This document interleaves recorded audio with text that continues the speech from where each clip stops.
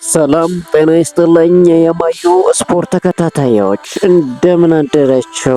ትላንትና አስቶን ቪላ ድል የተቀዳጀበትን የአውሮፓ ሊግ እናነሳለን። ኡናይ ኤመሪ አሁንም የአውሮፓ ሊግ ስፔሻሊስት መሆናቸውን ያስመሰከሩበትን ቀን አሳልፈዋል። አስቶን ቪላ ከ30 ዓመት በኋላ ከዋንጫ ጋር ተገናኝቷል። አርሰናል የመጨረሻ ጨዋታ ትኬት ዋጋው መናሩ እየተነገረ ይገኛል። እንዲሁም የዋንጫውን ስነ ስርዓት የሚያከብርበትን ሁኔታ ማሳወቋል። ስለዚህ እንነጋገራለን። ኢማኑኤል ኖየር ወደ ብሔራዊ ቡድን ሊመለስ መሆኑ እየተነገረ ይገኛል። ከብሩኖ ፈርናንዴዝ ጋር የተያያዘ አዲስ ነገር ይዘናል። ሰሞኑን ትችት የተሰነዘረበት ብሩኖ ፈርናንዴዝ ትላንትና ስቴት ሰጥቷል። ካርሎስ ካስሜሮ ማረፊያው ታውቋል። ይሄንንም ሰማላችሁ። በአስቶን ቪላ ትላንትና የአውሮፓ ሊግን ማሸነፉን ተከትሎ ምናልባትም በእንግሊዝ ፕሪሚየር ሊግ ስድስተኛ የሆነው የሚያጠናቅቀው ክለብ በአውሮፓ ቻምፒዮንስ ሊግ የሚሳተፍበት ቅጽበት ሊኖር እንደሚችል እየተነገረ ይገኛል። በምን ሁኔታ የሚለውን ተሰማላችሁ። ስለ አንድሬ ኦናና ጉዳይ አዲስ ነገር ተሰምቷል በማንቸስተር ዩናይትድ ቤት። ይህንንም የምትሰሙት ነገር አለ።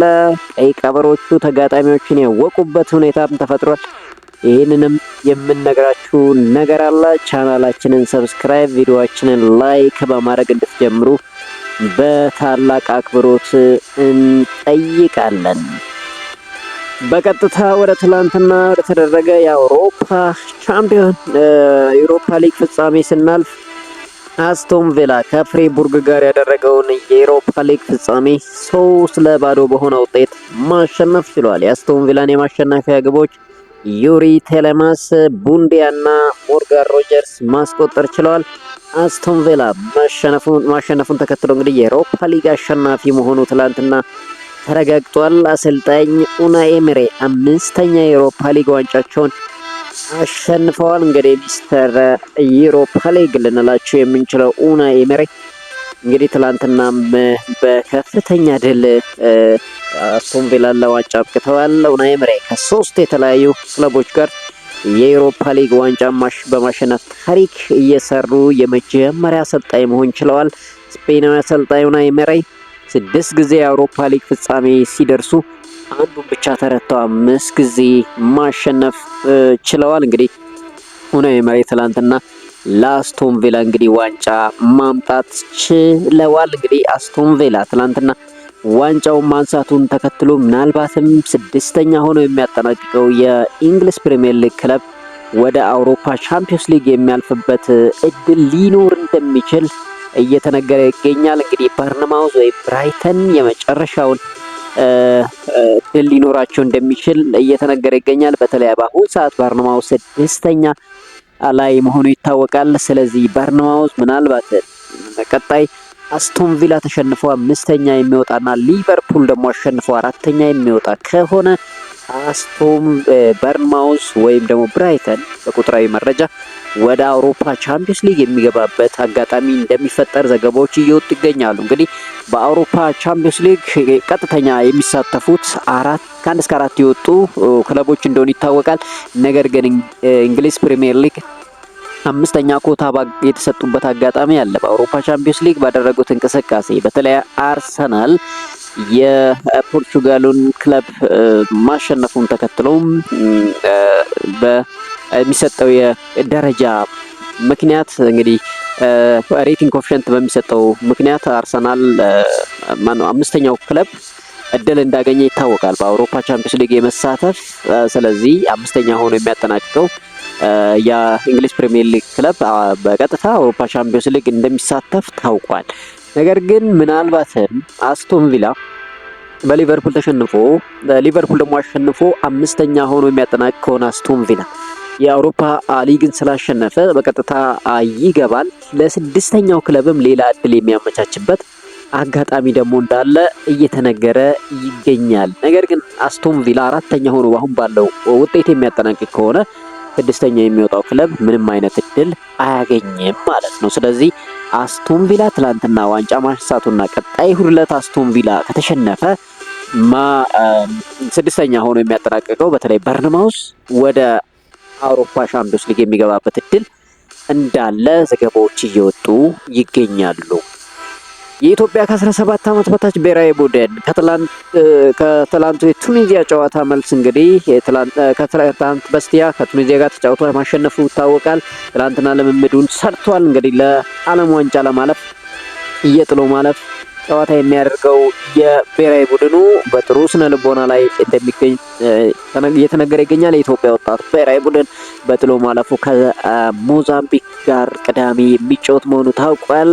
ጨዋታውን የሚያሸንፍ ብሔራዊ ቡድን ቀጣዩን የኳታር 17 ዓመት በታች ዓለም ዋንጫ በይፋ የሚያልፍ ይሆናል። ስለዚህ ቀይ ቀበሮቹ እንግዲህ ከሞዛምቢክ ጋር የሚያደርጉት ትንቅንቅ እንደሚጠበቅ እየተነገረ ይገኛል።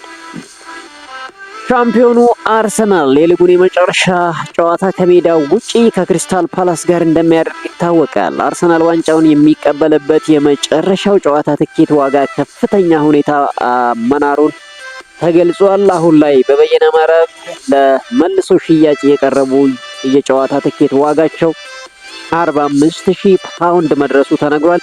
ለሽያጭ የቀረቡ ትኬቶች ውስጥ ዝቅተኛ ዋጋ 300 ፓውንድ መሆኑ ተዘግቧል።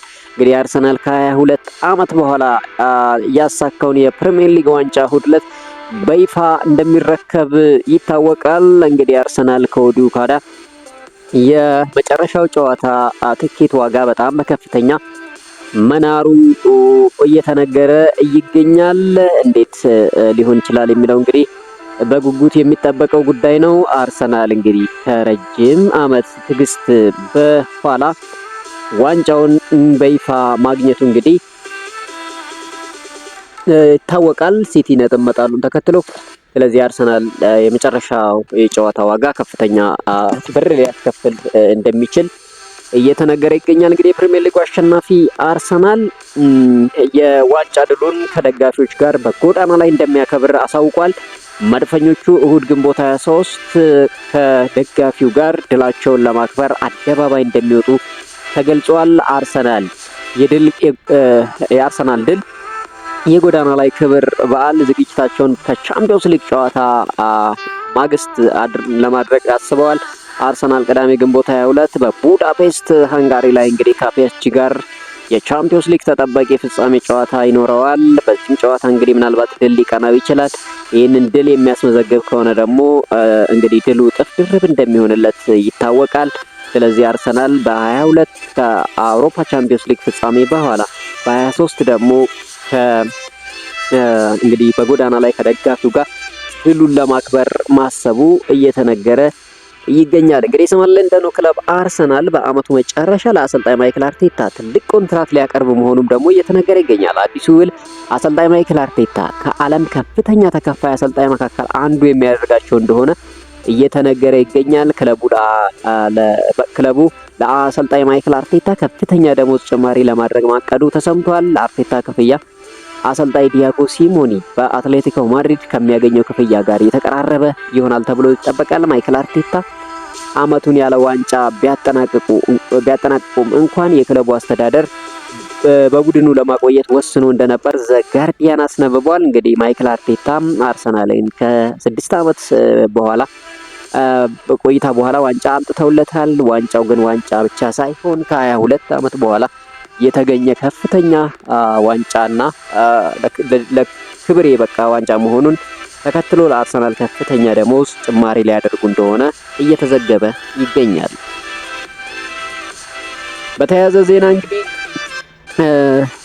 አርሰናል ዋንጫውን ማንሳቱን ተከትሎ እንግዲህ ለአርሰናል እንኳን ደስ አላችሁ ሲሉ እንግዲህ የሲቲ ደጋፊዎች ቃላቸውን ሰጥተዋል። እንግዲህ መነጋገሪያ የነበረው የማንቸስተር ሲቲ ደጋፊ ለአርሰናል እንኳን ደስ አላችሁ መልእክት አስተላልፏል። ደጋፊው የአርሰናልን አርማ ያለበት ውሃ መጠጫ ይዞ በተነሳው ምስል በማህበራዊ ሚዲያ መነጋገሪያ አድርጎት እንደነበር ይታወሳል። አሁን ላይ ደጋፊ ለስካይ ስፖርት በሰጠው ቃል ባደረጉት ነገር አርሰናል ዋንጫ እንዲያነሱ የበለጠ አነሳስቻቸዋለሁ ሲል ገልጿል። እንግዲህ ለዚህ ድርጊቴም አርሰናል ዋንጫን እንዳይበላ ስትፈልጉ የነበራችሁ የሌላ ክለብ ደጋፊዎች ይቅርታ ጠይቃለሁ ብሏል። አክለውም አርሰናል ዋንጫውን በማሸነፉ እንኳን ደስ አላችሁ ሲል እንግዲህ አስተያየቱን ሰጥቷል። ሌላው እንግዲህ የኢማኑኤል ኑዌር ጉዳይ እናገኛለን። የጀርመን ብሔራዊ ቡድን ከጀርመን ብሔራዊ ቡድን ራሱን አግሎ የነበረው ኢማኑኤል ኑዌር በዓለም ዋንጫ ስብስብ ሊካተት መሆኑ ተገልጿል። የባየር ሙኒክ ግብ ጠባቂ ኢማኑኤል ኑዌር ከ2 ዓመታት በፊት ከብሔራዊ ቡድኑ ራሱን ማግለሉ ይታወቃል። አሁን ላይ የ40 ዓመቱ ግብ ጠባቂ ኢማኑኤል ኑዌር በጀርመን የዓለም ዋንጫ ስብስብ ሊካተት መሆኑ ተነግሯል። ኑዌር ጥሪ የሚቀርብለት ከሆነ 5ኛ የዓለም ዋንጫ ውድድሩን የሚያደርግ ይሆናል። ከሱ በላይ እንግዲህ ክሪስቲያኖ ሮናልዶ 6ኛ የዓለም ዋንጫውን በማድረግ ይበልጠዋል። በተጨማሪም በብሔራዊ ቡድኑ በትልቅ እድሜው ያገለገለ ተጫዋች በመሆን የሎዛር ማቴዎስን የ39 ዓመት ሪከርድ የሚሰብር ይሆናል። እንግዲህ ኢማኑኤል ኑዌር በዓለም ዋንጫ እንመለከተው ይሆን የሚለው እንግዲህ የሚጠበቅ ይሆናል።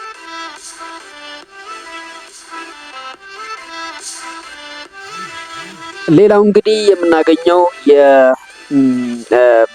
ኦናና ጉዳይ ነው። በማንቸስተር ዩናይትድ ቤት እንግዲህ የቱርኩ ክለብ ስትራስቡርግ ፕሬዝዳንት ዶርጋን አንድሬ ኦናናን በቡድኑ መቆየት እንደሚፈልጉ ተናግረዋል።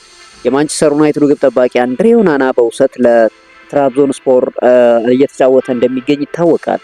የክለቡ ፕሬዝዳንት በበኩላቸው አንድሬ ኦናና የውሰት ውል ለተጨማሪ ዓመት ማደስ እንፈልጋለን ሲሉ ተናግረዋል።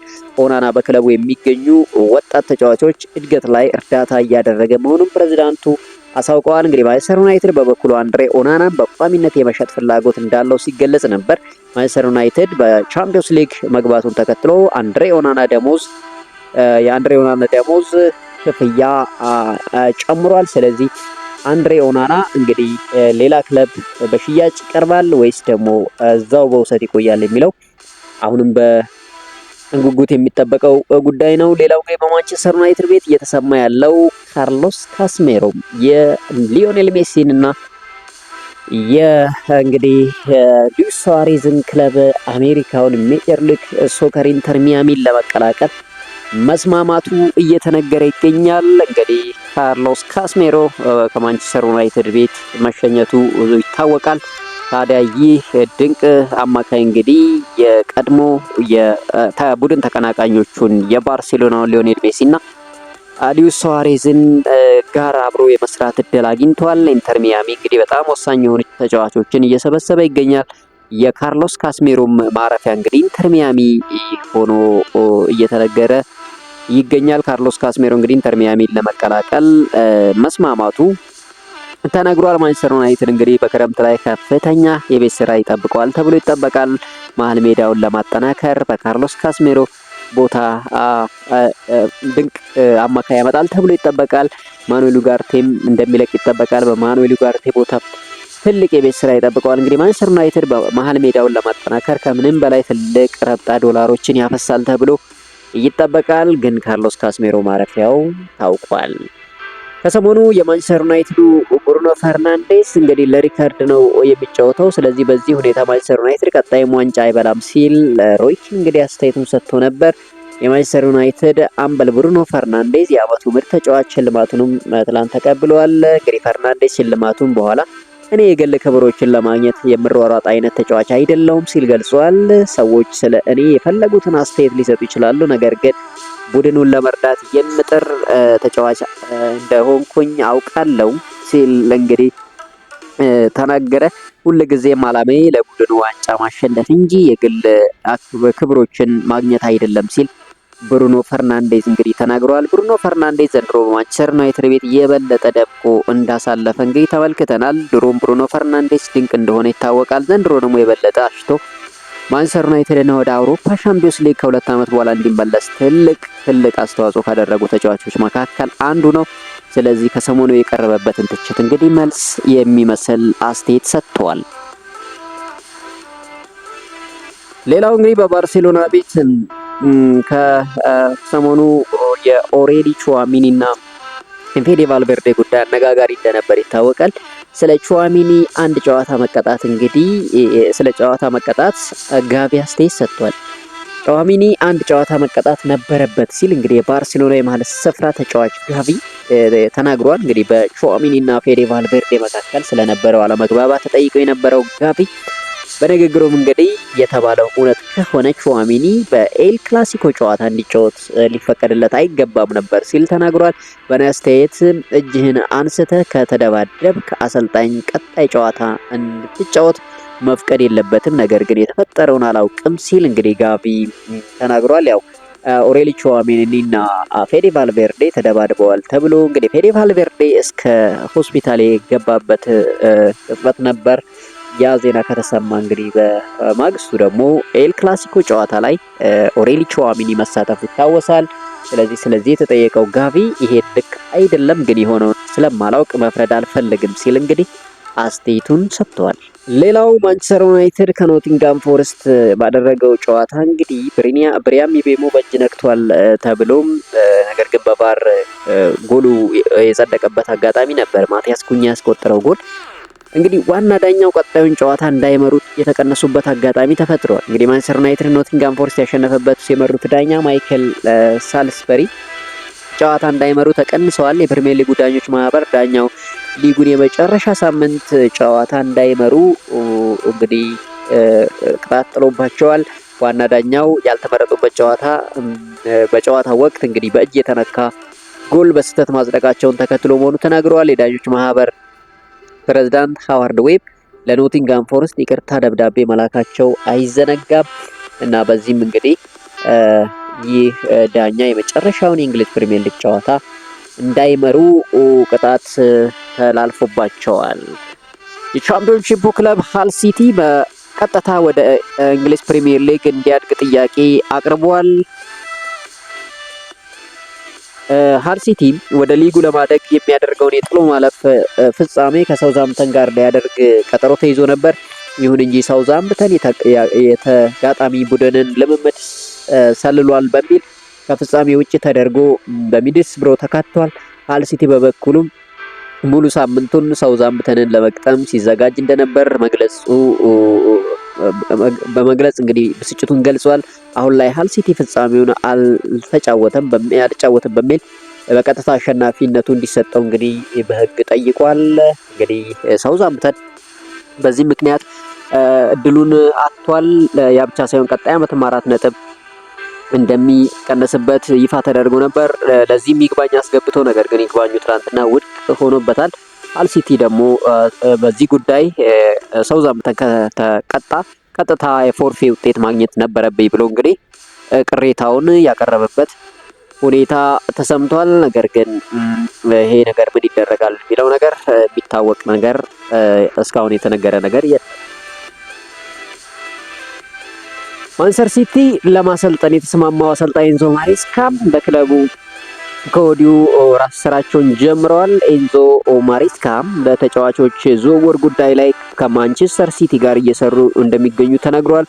በተጨማሪም በክረምት የቅድመ ውድድር ዝግጅት አቅዳቸው ዙሪያ ከክለቡ ጋር እየመከሩ መሆኑ ዘ አትሌቲክ አስነብበዋል። አሰልጣኝ ኤንዞ ማሬስካ ከቀጣይ ክረምት ጀምሮ አሰልጣኝ ፔፕ ጋርዲዮላን ተክተው እንግዲህ ማንቸስተር ሲቲን ይረከባሉ ተብሎ ይጠበቃል። እንግዲህ ከወዲሁ ስራቸው መጀመራቸው ተነግሯል። እንግዲህ የዝውውር ሁኔታቸውን ይመስላል። እነማንን ያቆያሉ፣ እነማንን ይሸኛሉ የሚለው ነገር ይጠበቃል። እንግዲህ ከሚሸኙት ተጫዋቾች መካከል አንዱ ያው እንደሚታወቀው ፈርናንዶ ሲልቫ እንደሚለቅ ታውቋል። ጆን ስቶንስም እንደሚለቅ ይጠበቃል። አኬ እነኚህ ቀድሞውኑ እንደሚለቁ ያሳወቁ ናቸው። አዲስ ነገር ተፈጥሮ ይቆያሉ ወይስ ደግሞ ይለቃሉ? ሌሎችስ እነማን ወደ ቡድኑ ይመጣሉ የሚለው የሚጠበቀው ጉዳይ ነው። በቼልሲ ቤትም እንግዲህ ዣቪ አሎንሶ የሚያቆያቸውን ተጫዋቾች ተናግረዋል። እንዲመጡላቸው የሚፈልጉትንም ጥቆማ ሰጥተዋል። እንግዲህ ዞሮ ዞሮ በክረምቱ የሚሰሩትን ስራ የምንጠብቅ ይሆናል። ነገር ግን ኤንዞ ማሬስካ ከወዲሁ ስራቸውን መጀመራቸው ተነግሯል። ውድ የማዩ ስፖርት ተከታታዮች ለዛሬ ያዝንላችሁ አጫጭር ዜናዎች ይህን ይመስላሉ። አስቶን ቪላ ዩሮፓ ሊግ በማንሳቱ 6ኛው ክለብ ወደ አውሮፓ ቻምፒዮንስ ሊግ የሚገባበት እድል ምን ይመስላችኋል? በርንማውስ ድል ገጥሞት ወደ ቻምፒዮንስ ሊግ ይገባ ይሆን የሚለው በጉጉት የሚጠበቀው ጉዳይ ነው። እንግዲህ ለዛሬ ያለን ዜና እንግዲህ ይሄን ይመስላል። መልካም ቀን ባላችሁበት እንዲገጥማችሁ እንመኛለን። ቻናሉን ሰብስክራይብ፣ ቪዲዮ ላይክ አድርጋችሁ እንድታበረታቱም በታላቅ ተማጽኖ እንጠይቃለን። መልካም ቀን